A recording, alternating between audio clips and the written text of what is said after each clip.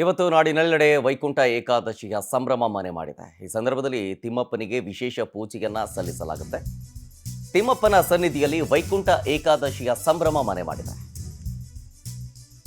ಈ ಸಂದರ್ಭದಲ್ಲಿ ನಾಡಿನ ಎಲ್ಲೆಡೆ ಗೋವಿಂದ ನಾಮಸ್ಮರಣೆ ಮೊಳಗಿದೆ. ಭಕ್ತರಲ್ಲಿ ಇವತ್ತು ವೈಕುಂಠದ ದ್ವಾರ ತೆರೆಯುತ್ತೆ ಅನ್ನುವಂಥ ನಂಬಿಕೆ ಇದೆ. ಎಲ್ಲಾ ದೇಗುಲಗಳಲ್ಲೂ ಕೂಡ ವೈಕುಂಠ ದ್ವಾರ ಓಪನ್ ಆಗುತ್ತೆ. ತಿಮ್ಮಪ್ಪನ ದರ್ಶನ ಮಾಡಿದ್ರೆ ಪುಣ್ಯ ಪ್ರಾಪ್ತಿಯಾಗುತ್ತೆ. ಹೀಗಂತೇಳಿ ಮಧ್ಯರಾತ್ರಿಯಿಂದಲೇ ದೇಗುಲಕ್ಕೆ ಸಹಸ್ರ ಸಂಖ್ಯೆಯಲ್ಲಿ ಭಕ್ತರು ಆಗಮಿಸ್ತಾ ಇದ್ದಾರೆ. ಟಿಟಿಡಿ ದೇವಸ್ಥಾನದಲ್ಲಿ ವಿಶೇಷ ಪೂಜೆ ಕೈಂಕರ್ಯಗಳನ್ನು ಏರ್ಪಡಿಸಲಾಗಿದೆ. ಬೆಂಗಳೂರಿನ ಮಲ್ಲೇಶ್ವರದ ವಯಾಲಿಕಾವಲ್ನಲ್ಲಿ ಇರುವಂಥ ಟಿಟಿಡಿ ದೇವಸ್ಥಾನ, ಇಲ್ಲೂ ಕೂಡ ವಿಶೇಷ ಪೂಜೆ ಪುನಸ್ಕಾರಗಳನ್ನು ನೆರವೇರಿಸಲಾಗ್ತಾ ಇದೆ. ವೈಕುಂಠ ಏಕಾದಶಿ ಅಂದರೆ ಏಕಾದಶಿಯಲ್ಲೇ ವಿಶಿಷ್ಟವಾದದ್ದು ಈ ವೈಕುಂಠ ಏಕಾದಶಿ ಅಂತ.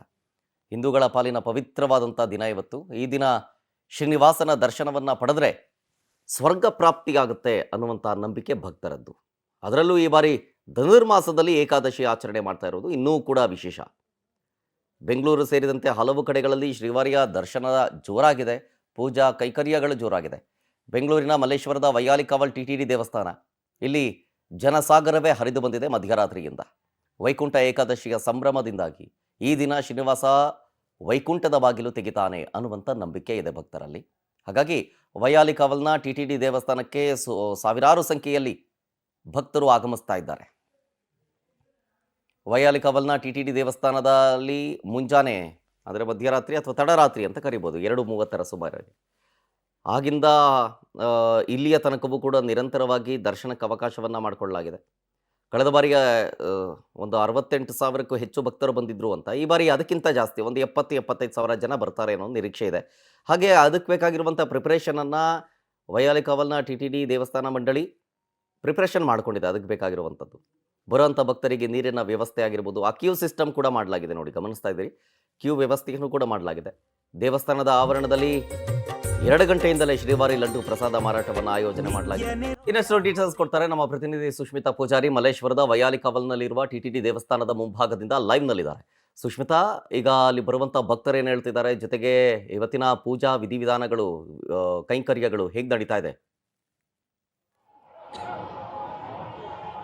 ಯಶರಥ್, ಇವತ್ತು ಎಲ್ಲೆಡೆ ವೈಕುಂಠ ಏಕಾದಶಿಯ ಸಂಭ್ರಮ ಮನೆ ಮಾಡಿರುವಂತದ್ದು. ಬೆಳಿಗ್ಗೆ 1:15 ಕೂಡ ಸಾಕಷ್ಟು ಜನರು ಭಕ್ತರು ಬಂದು ದೇವರ ದರ್ಶನವನ್ನ ಕೂಡ ಪಡೆದುಕೊಳ್ತಾ ಇದ್ದಾರೆ. ಸದ್ಯ ನಾನು ಇವಾಗ ವೈಯಾಲಿಕಾವಲ್ನಲ್ಲಿರುವಂತಹ ಟಿಟಿಡಿಯಲ್ಲಿ ಇದ್ದೀನಿ. ಇಲ್ಲೂ ಕೂಡ ನೀವು ಗಮನಿಸ್ತಾ ಇರ್ಬೋದು, ಎಷ್ಟೋ ಜನಕ್ಕೆ ತಿರುಪತಿಗೆ ಹೋಗಿ ಅಲ್ಲಿ ತಿಮ್ಮಪ್ಪನ ದರ್ಶನವನ್ನ ಮಾಡ್ಲಿಕ್ಕೆ ಆಗೋದಿಲ್ಲ. ಅದರಲ್ಲೂ ಕೂಡ ಈ ಒಂದು ವೈಕುಂಠ ಏಕಾದಶಿಲಿ ತಿರುಪತಿಗೆ ಹೋಗ್ಬೇಕು ಅಂತ ಹೇಳಿದ್ರೆ ಟಿಕೆಟ್ಸ್ ನ ನಾವು 1 ತಿಂಗಳು 2 ತಿಂಗಳು ಮುಂಚೆನೆ ಬುಕ್ ಮಾಡ್ಬೇಕಾಗತ್ತೆ. ಅಂತವ್ರೆಲ್ಲರೂ ಕೂಡ ಇವತ್ತು ಈ ಒಂದು ಚಿಕ್ಕ ತಿರುಪತಿ ಅಂತಾನೆ ಫೇಮಸ್ ಆಗಿರುವಂತಹ ಟಿಟಿಡಿಗೆ ಬಂದು ಎಲ್ಲರೂ ಕೂಡ ದೇವರ ದರ್ಶನವನ್ನ ಪಡಿತಾ ಇರುವಂತದ್ದು. ನಿಜಕ್ಕೂ ಕೂಡ ದೇಗುಲದ ಅಲಂಕಾರ ನೋಡಿದ್ರೆ 2 ಕಣ್ಣು ಸಾಲದು ಅಂತ ಹೇಳ್ಬೋದು. ಯಾಕಂತ ಹೇಳಿದ್ರೆ ಅಷ್ಟರ ಮಟ್ಟಿಗೆ ಇಲ್ಲಿ ವಿವಿಧ ಹೂಗಳನ್ನ ಬಳಸಿ ಅಲಂಕಾರವನ್ನ ಮಾಡಲಾಗಿದೆ. ನಿಜಕ್ಕೂ ಕೂಡ ದೇವಲೋಕವೇ ಧರೆಗೆ ಇಳಿದಂತೆ ಇಲ್ಲಿ ಭಾಸ ಆಗ್ತಾ ಇರುವಂತದ್ದು. ಹಾಗೆ ಸಾಕಷ್ಟು ಜನ ಭಕ್ತಾದಿಗಳು ಕೂಡ ಬೆಳಗ್ಗೆಯಿಂದಲೂ ಬಂದು ದೇವರ ದರ್ಶನವನ್ನ ಪಡಿತಾ ಇರುವಂತದ್ದು.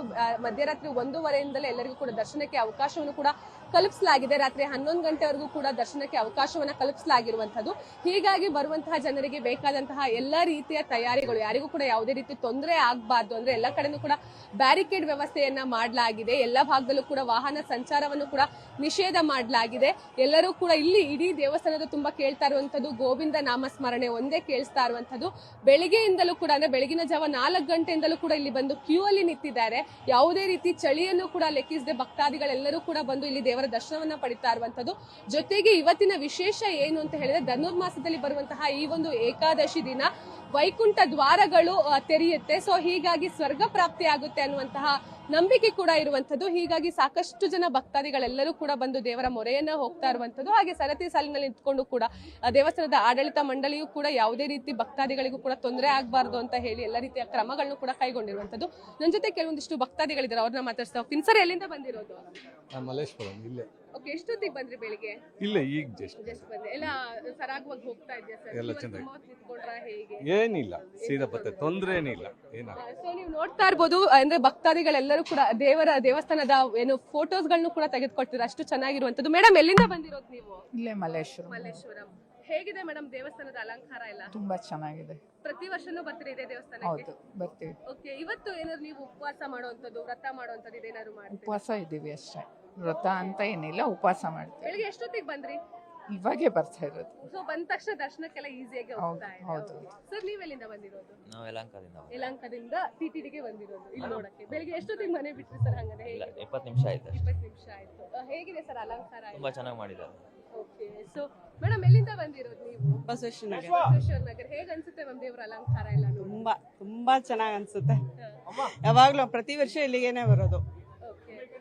ತಿರುಪತಿಗೆ ಹೋಗಿದ್ದಷ್ಟೇ ಪುಣ್ಯ ಅಂತ ಹೌದು, ನಮ್ಮ ಎಷ್ಟೋ ಭಾವನೆ. ಜನಕ್ಕೆ ಅಲ್ಲಿ ತಿರುಪತಿಗೆ ಹೌದು, ಹೋಗಕ್ಕಾಗಲ್ಲ. ಅದ್ರಲ್ಲೂ ಹೌದು. ಕೂಡ ಈ ಒಂದು ನಮ್ಗೆ ಸಿಕ್ಕಿರೋದಿಲ್ಲ ಅಲ್ವಾ ಟಿಕೆಟ್ಸ್ ಎಲ್ಲ, ಸೊ ಇಲ್ಲಿ ಬಂದ್ರೆ ತಿರುಪತಿಗೆ ಹೋದಷ್ಟೇ ಪುಣ್ಯ ಅಂತ ನಾವು ಭಾವಿಸೋದು. ಸೊ ಖುಷಿ ಆಗ್ತದೆ ಇಲ್ಲಿ ಬಂದು. ತುಂಬಾ ನೀವು ಏನಾದ್ರು ಉಪವಾಸ ವ್ರತ ಇದೇನಾದ್ರು ಮಾಡ್ತೀರಾ? ಹೇಗೆ ಉಪವಾಸ ಅಂತಿಲ್ಲ, ಬಟ್ ಏನಾದ್ರು ಅವಲಕ್ಕಿ ಅಂತ ಏನಾದ್ರು ಮಾಡ್ಕೊಂಡ್ರೆ? ಅಷ್ಟೇ. ಓಕೆ. ಅಂದ್ರೆ ಇಡೀ ಫ್ಯಾಮಿಲಿ ಸಮೇತನೇ ಬಂದಿರೋದು? ಹೌದು ಹೌದು, ಎಲ್ಲ ಮುಂದೆ ಹೋದ್ರು. Thank you. ಸಾಕಷ್ಟು ಜನ ಬರ್ತಿದ್ದಾರೆ, ಹಾಗೆ ವಯಸ್ಸಾದವರು ಕೂಡ ಬರ್ತಾ ಇದ್ದಾರೆ. ಅಂದ್ರೆ ಇವತ್ತಿನ ದಿನ ನಾವೇನಾದ್ರೂ ಕೂಡ ವ್ರತವನ್ನ ಮಾಡಿದ್ರೆ, ಪೂಜೆ ಪುನಸ್ಕಾರವನ್ನ ಮಾಡಿದ್ರೆ ನಮಗೆ ಸ್ವರ್ಗ ಪ್ರಾಪ್ತಿ ಆಗುತ್ತೆ, ಜೊತೆಗೆ ನಾವು ಮಾಡಿದಂತಹ ಪಾಪ ಏನಿದೆ ಅವೆಲ್ಲವೂ ಕೂಡ ಪರಿಹಾರ ಆಗುತ್ತೆ ಅನ್ನುವಂತಹ ನಂಬಿಕೆ ಇರೋದ್ರಿಂದ ಬೆಳಗ್ಗೆಯಿಂದಲೂ ಕೂಡ ಸಾಕಷ್ಟು ಜನ ಭಕ್ತಾದಿಗಳು ಕೂಡ ಬರ್ತಾ ಇದ್ದಾರೆ. ಹಾಗೆ ಬರುವಂತಹ ಭಕ್ತಾದಿಗಳಿಗೆ ದೇವಸ್ಥಾನದ ಆಡಳಿತ ಮಂಡಳಿಯಿಂದಲೂ ಕೂಡ ಪ್ರಸಾದ ವ್ಯವಸ್ಥೆಯನ್ನ ಮಾಡಲಾಗಿರೋದು. ವಿಶೇಷವಾಗಿ ಇಲ್ಲಿ ತಿರುಪತಿಯಲ್ಲಿ ಸಿಗುವಂತಹ ಲಡ್ಡು ಕೂಡ ಸಿಗುತ್ತೆ.